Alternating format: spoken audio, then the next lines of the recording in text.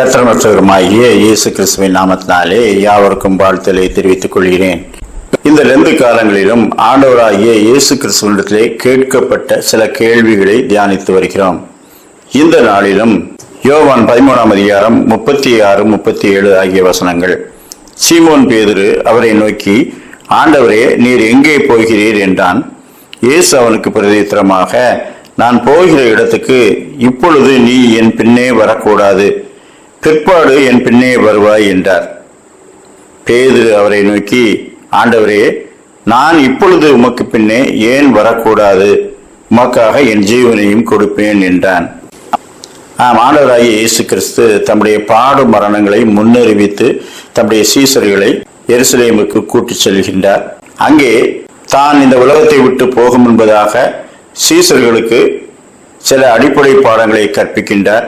அவர் எங்கே போகிறார், என்ன செய்ய எருசலேமுக்கு வந்திருக்கிறோம் என்பதெல்லாம் அவர்களுக்கு நினைவில் இல்லை. அவர்கள் மந்த இருதயம் உள்ளவர்களாய் இருந்தார்கள். லூக்கா எழுதின சுவிசேஷம் 18ஆம் அதிகாரம் 31-34. பின்பு அவர் 12 தம்மிடத்தில் அழைத்து, இதோ எருசலேமுக்கு போகிறோம், மனுஷகுமாரனை குறித்து தீர்க்கதரிசிகளால் எழுதப்பட்டவைகள் எல்லாம் நிறைவேறும். அவர் பிரஜாதியாரிடத்தில் ஒப்புக் கொடுக்கப்பட்டு பரியாசமும் நிந்தையும் அடைந்து துப்பப்படுவார். அவரை வாரினால் அடித்து கொலை செய்வார்கள். 3ஆம் நாளில் அவர் உயிரோடு எழுந்திருப்பார் என்றார். இவைகளில் ஒன்றையும் அவர்கள் உணரவில்லை. அவைகளின் பொருள் அவர்களுக்கு மறைவாய் இருந்தது. அவர் சொன்னவைகளை அவர்கள் அறிந்து கொள்ளவில்லை. தேவகுமாரன் தம்முடைய பாடு மரணங்களை குறித்து அவர்களுக்கு விரிவாக எடுத்து சொல்லுகின்றார். எருசலேமுக்கு போகிறோம். எதற்காக? பாடுகள் போடுவதற்காக எருசலேமுக்கு போகிறேன்.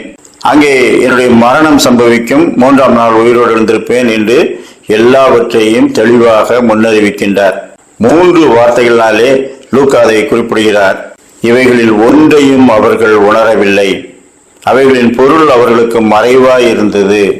அவர் சொன்னவைகளை அவர்கள் அறிந்து கொள்ளவில்லை.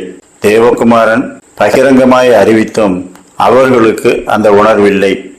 என்ன நடக்கப் போகிறது என்று தெரியாமல் கடைசியாக தேவகுமாரன், நான் போகிற இடத்துக்கு நீ இப்போது வர முடியாது என்று சொன்ன பிறகும் பேதுரு, ஏன் இப்போது உமக்கு பின்னே வரக்கூடாது என்று கேட்கின்றான்.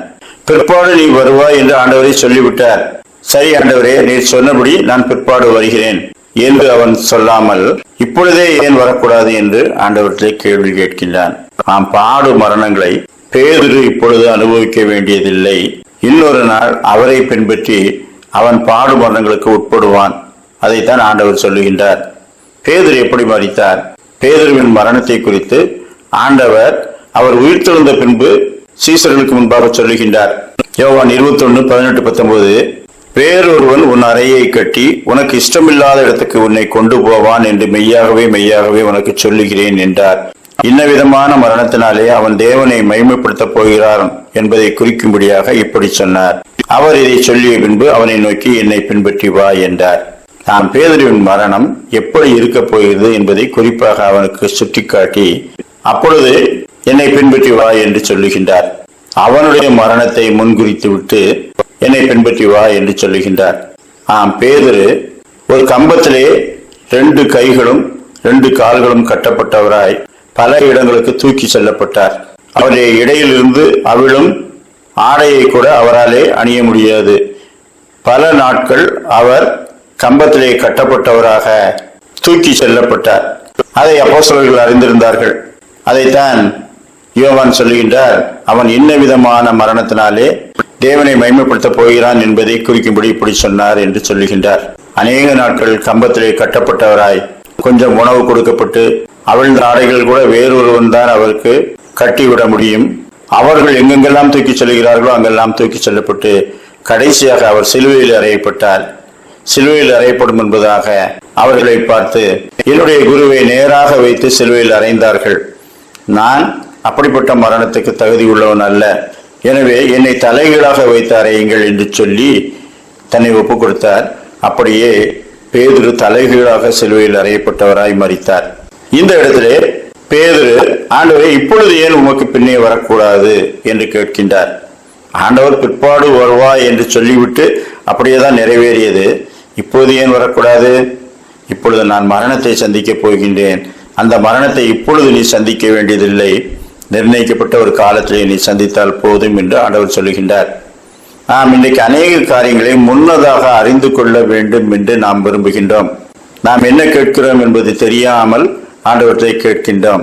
இன்றைக்கும் நம்ம வாழ்க்கையிலே கடவுள் என்ன செய்ய விரும்புகிறார் என்று ஜோதிடக்காரரிடத்திலே போய்கொண்டிருந்த காலம் போய் இப்பொழுது தீர்க்க தரிசனம் சொல்லுகிறவர்கள் என்று தங்களை தாங்களே சொல்லிக் கொள்ளுகிறவர்களிடத்திலே போய் ஆண்டவர் என் வாழ்க்கையில என்ன செய்ய சித்தமாயிருக்கிறார் என்று கேட்கின்றார்கள்.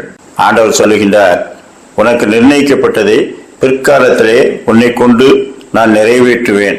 அவ்வளவுதான். அவருடைய பலத்த கருத்துக்களை அடங்கி இருப்பதை விட்டுவிட்டு இன்னைக்கு ஏன் இப்படி நடக்குது என்று சொல்லி கேட்க வேண்டாம். உபாகமம் 29:29 மறைவானவைகள் நம்முடைய தேவனாகிய கர்த்தருக்கே உரியவைகள். அப்போஸ்தலர் 1:7 பிதாவானவர் தம்முடைய ஆதீனத்திலே வைத்திருக்கிற காலங்களையும் வேலைகளையும் அறிகிறது, உங்களுக்கு அடுத்ததல்ல. கர்த்தர் அநேக காரியங்களை வெளிப்படுத்தாமல் வைத்திருக்கின்றார். அது நமக்கு நல்லது. அதை அறிந்து கொள்ள முயற்சி செய்யக்கூடாது. இந்த இடத்திலே பேதுரு அது என்னவென்று அறிய விரும்பி, ஆண்டவரே, நான் விடாமல் உண்மையே பின்பற்றுவேன், உமக்காக என் ஜீவனையும் கொடுப்பேன் என்று சொல்லுகின்றார். அப்பொழுது ஆண்டவர் சொல்லுகின்றார், உனக்கு நிர்ணயிக்கப்பட்ட காலத்திலே தான் நீ என் பின்னே வர முடியும், இப்பொழுது என்னை பின்பற்ற முடியாது. இன்னைக்கு ராத்திரியிலேயே நீ என்னை 3 தரம் மறுதளிப்பாய் என்று சொல்லிவிட்டார். அப்படியெல்லாம் நாங்கள் மறுதளிக்க மாட்டேன் என்று அவனும் சொன்னான், கூட இருப்பவர்களும் சேர்ந்து சொன்னார்கள், நாங்கள் மறுதளிக்க மாட்டோம் என்று. ஆனால் என்ன நடந்தது? அவர்கள் எல்லாரும் சிதறி ஓடினார்கள். பேதுரு தேவகுமாரன் சொன்னபடியே மறுதளித்தான். மறுதளித்த பின்பு மனங்கசந்து அழுதான். ஆனால் தேவகுமாரன் உயிர் தெழுந்த பிறகு 12 எழுந்து நின்று முதல் செய்தியை உலகத்துக்கு சொன்னவன் இந்த பேதுரு தான். கர்த்தராலே பயன்படுத்தப்படும் ஒரு பாத்திரம். மனுஷர்களை பிடிக்கும்படிக்குத்தான் அவரை தெரிந்து கொண்டார். அதை கர்த்தர் நிறைவேற்றுவார்.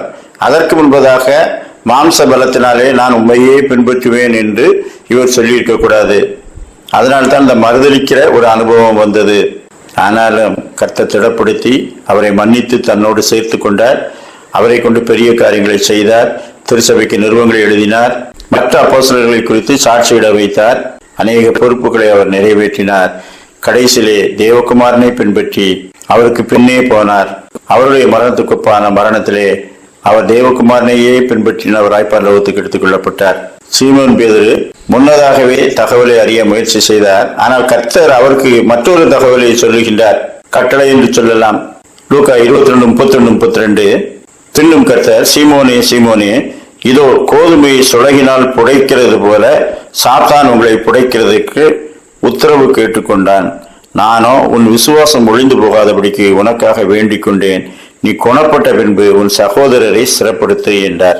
பல நெருக்கங்களுக்கு மத்தியிலே நீங்கள் புடைத்தெடுக்கப்படுவீர்கள், உன்னுடைய விசுவாசம் ஒழிந்து போகக்கூடாது என்று நான் வேண்டிக் கொண்டேன்.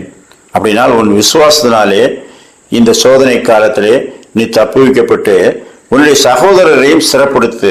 இந்த சோதனைகளை குறித்து சொல்லி அதிலே ஜெயித்தவுடன் மற்றவர்களை சிறப்படுத்து என்று ஒரு பொறுப்பையும் கொடுக்கின்றார். அநேகருடைய விசுவாசத்தை பேதுரு திடப்படுத்தினார். தான் கண்டதையும் கேட்டதையும் சாட்சி கொடுத்தார்.